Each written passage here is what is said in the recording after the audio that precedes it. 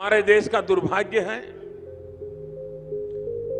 Film बनेगी तो उसमें सबसे भद्दा चित्रण किसी का किया जाता है तो पुलिस वाले का किया जाता है। बड़े गैंगस्टर या अपराधी या उसके परिवार का सपोर्ट लिया तो ये चुनाव छोड़ दो, अपनी 7 पीढ़ियां संभालते संभालते मर जाओगे। पुलिस का नाम सुनते ही लोगों को एक अजीब सी घबराहट होने लगती है। लोग कहते हैं कि पुलिस की न तो दोस्ती अच्छी और न ही दुश्मनी। वास्तव में वक्त ने पुलिस की तस्वीर ही बदल दी है तथा हर व्यक्ति पुलिस को बुराई का पर्याय ही मानता है।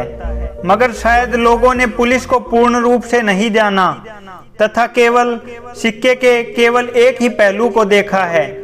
पुलिस तो 24 घंटे ड्यूटी पर तैनात रहकर लोगों की हर क्षण सेवा व सुरक्षा में लगी रहती है, चाहे दिवाली हो या होली या फिर कोई राष्ट्रीय उत्सव।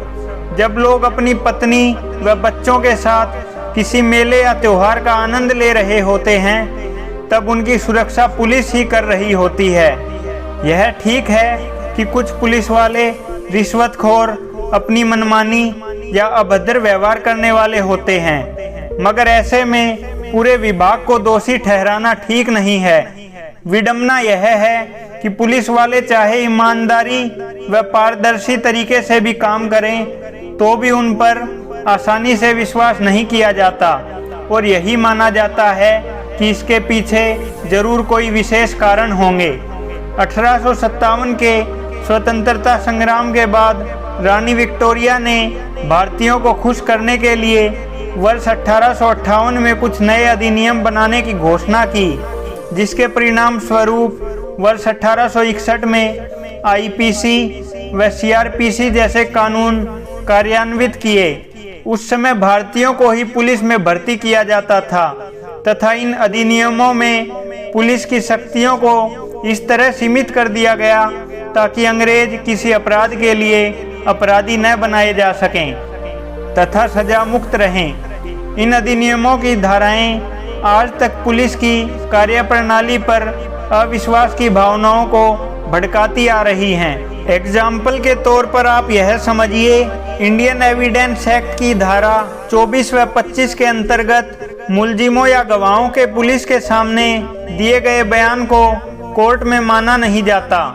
न्यायालय में जब कोई मुकदमा सुनवाई के लिए लगता है तब वकील लोग गवाहों को न केवल अपना बयान मुलजिम के पक्ष में देने के लिए मजबूर व प्रेरित करते हैं, बल्कि पुलिस अधिकारी को झूठा बयान लिखने के लिए फंसा भी देते हैं। पुलिस की हालत उस सांप की तरह कर दी जाती है जिसके मुंह में छिपकली आ जाने पर उसे न तो खा सकता है और न ही छोड़ सकता है।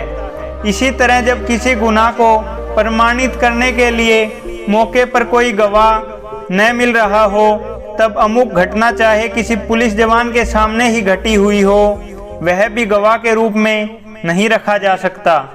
कितनी बड़ी विडंबना है कि किसी भी अपराधी का कबूलनामा पुलिस के बड़े से बड़े अधिकारी के सामने भी मान्य नहीं है। यही कारण है कि आज अधिकतर अपराधों में सजा की दर 50% से भी कम है। जरा सोचिए, जब संवेदनशील मामलों में भी अपराधी सजा मुक्त होकर खुले दंदनाते घूमते रहेंगे तो पुलिस का बदनाम होना स्वाभाविक ही है। यहाँ यह बताना भी तर्कसंगत है कि पुलिस किसी भी गवाह या अपराधी के बयान पर हस्ताक्षर नहीं करवा सकती तथा जब गवाह अपने बयानों से मुकर जाता है तो नाकामियों का ठिकरा पुलिस के सिर पर ही फोड़ दिया जाता है। सरकारी वकील भी अक्सर अपराधियों के वकीलों के साथ मिलकर पुलिस अन्वेषण अधिकारियों को ही असफल सिद्ध करने की कोशिश करते रहते हैं तथा कई बार तो वे अपनी चमड़ी बचाने के लिए पुलिस अधिकारियों को ही दोषी ठहरा देते हैं और कई बार इन अधिकारियों को विभागीय कार्रवाई का सामना भी करना पड़ता है। जरा सोचिए कि पुलिस को कितनी विडंबनाओं का सामना करना पड़ता है। पुलिस न तो किसी अपराधी की पिटाई कर सकती है और न ही 15 दिन से ज्यादा किसी को हिरासत में ले सकती है। यही कारण है कि बाहुबली सरेआम मासूम व बेगुनाह लोगों को अपना शिकार बनाते रहते हैं। अन्याय की इन कड़ियों को तोड़ने की अत्यंत आवश्यकता है। सरकार को चाहिए कि पुलिस की कार्यप्रणाली में विश्वास पैदा करने के लिए विभिन्न कानूनों में संशोधन लाए ताकि अपराध पीड़ित लोगों को न्याय मिल सके। यह भी देखा गया है कि कई बार सरकार को वर्तमान में बढ़ते अपराध को रोकने के लिए मौजूदा कानूनों में संशोधन करना पड़ता है तथा ज़्यादा से ज़्यादा सजा का प्रावधान रखना पड़ता है। उदाहरण के तौर पर अभी कुछ समय पहले ही मोटर वाहन अधिनियम में कुछ संशोधन किए गए थे तथा जुर्माने की राशि बढ़ाई गई थी।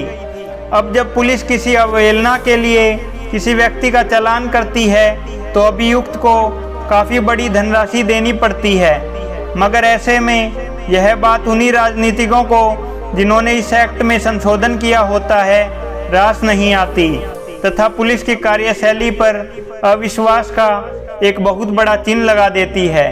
इन सभी बातों को ध्यान में रखते हुए कहा जा सकता है पुलिस गंभीर मुश्किलों व मजबूरियों से जूझती हुई अपने कार्य को अमली जामा पहना रही है तथा ऐसे में लोगों को पुलिस की दास्तां को समझना चाहिए और जनमानस की सुरक्षा को ध्यान में रखते हुए पुलिस को ऐच्छिक सहयोग देना चाहिए।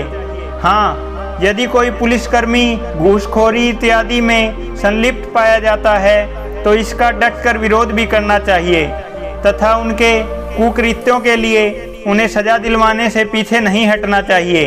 दोस्तों, अगर आपको यह वीडियो पसंद आई हो तो हमारे चैनल को सब्सक्राइब जरूर करना। जय हिंद।